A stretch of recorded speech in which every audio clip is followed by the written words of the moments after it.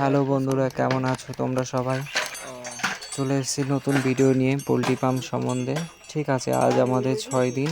আজকে আমাদের ভ্যাকসিন চলবে, ভ্যাকসিনের প্রস্তুতি চলছে, একটু পরেই দেওয়া হবে।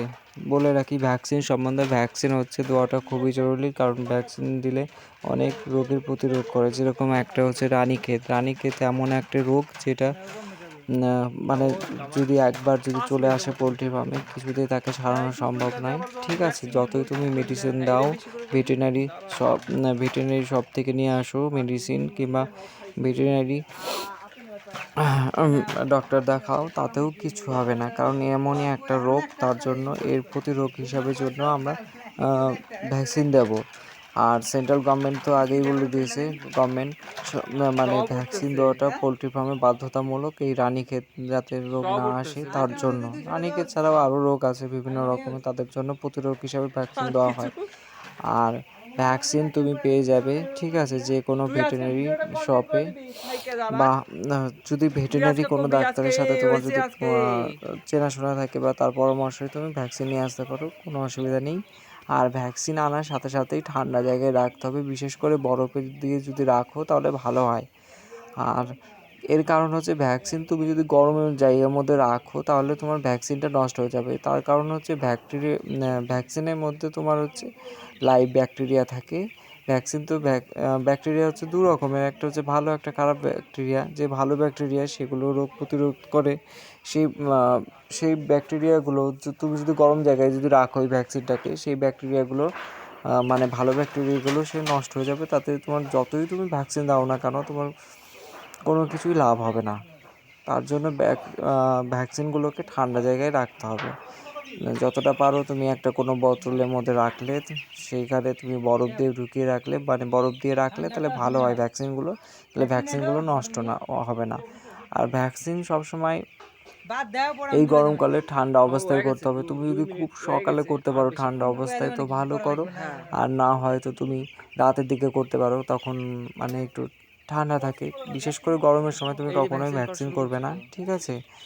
কারণ গরমের সময় যদি ভ্যাকসিন করো তাহলে তোমার ভ্যাকসিনে কোনো কাজই হবে না, কারণ ভ্যাকসিনটা পুরোপুরি নষ্ট হয়ে যাবে, দেওয়া না দেওয়া সমানই হয়ে যাবে। আর ভ্যাকসিন হচ্ছে দুভাবে করা যায়, একটা ড্রিঙ্কারের সাহায্যে তুমি জলের মধ্যে দিয়ে দিতে পারো, আর একটা হচ্ছে আই ড্রপের মাধ্যমে। দেখতে পাচ্ছ আমরা এখন আই ড্রপের মাধ্যমে দিচ্ছি, কারণ আই ড্রপের মধ্যে দেওয়াটাই বেটার। কারণ জলের মধ্যে দিলে তোমার যে ড্রিঙ্কারের মধ্যে যে জলের মধ্যে তুমি যদি গুলিয়ে দাও তাহলে আধ ঘন্টার মধ্যেই তোমাকে ভ্যাকসিন খাওয়াতে হবে, না হলে ভ্যাকসিনটা পুরোপুরি নষ্ট হয়ে যাবে। তাই যদি না খায় বাচ্চাগুলো জল আধ ঘন্টার মধ্যে, তাহলে তোমার ভ্যাকসিনে কোনো কাজই করবে না, ওই ভ্যাকসিন নষ্ট হয়ে যাবে। তাই দেওয়া আর না দেওয়া সে সমানই হয়ে গেল। তাই আই ড্রপের মধ্যে দিলে পারে একবার সরাসরি চলে যাচ্ছে, তাহলে আর তোমার কোনো কিছু করতে হবে না। আর বুঝতে পারছো যে ভ্যাকসিন দেওয়াটা কতটাই দরকার, ঠিক আছে? আর ভ্যাকসিন দেওয়ার আগে, ঠিক আছে, 24 ঘন্টা আগে কোনো মেডিসিন চলবে না, ঠিক আছে? অ্যান্টিবায়োটিক কোনো মেডিসিন চলবে না, এটা যেন দেওয়া মানে মনে রাখা অবশ্যই। তাহলে ভ্যাকসিন দেওয়া না দেওয়া সেই সমান কথাই হয়ে যায়। আর ভ্যাকসিন যেদিন দেবে সেদিন শুধু শুধু জল দেবে, মানে জলের সাথে কোনো কিচ্ছু মেশাবে না, কোনো ওষুধ বা অ্যান্টিবায়োটিক কিংবা পরিশোধন করতে হবে জলে, সেরকম কিছুই দিতে হবে না। আর ভ্যাকসিন দেওয়ার পর 24 ঘন্টা পর তুমি আবার সেই মেডিসিন স্টার্ট করতে পারো, তাতে কোনো অসুবিধা হবে না। আর ভ্যাকসিন তো দেওয়াটা বাধ্যতামূলক, তোমাদেরকে বললামই। ভ্যাকসিন না দিলে কিছু হবেই না, কারণ বিভিন্ন রোগ আসতে পারে। আর ওই যে দেখতে পাচ্ছ, এই যে আমরা এইভাবে আই ড্রপের মাধ্যমে ভ্যাকসিন দিচ্ছি।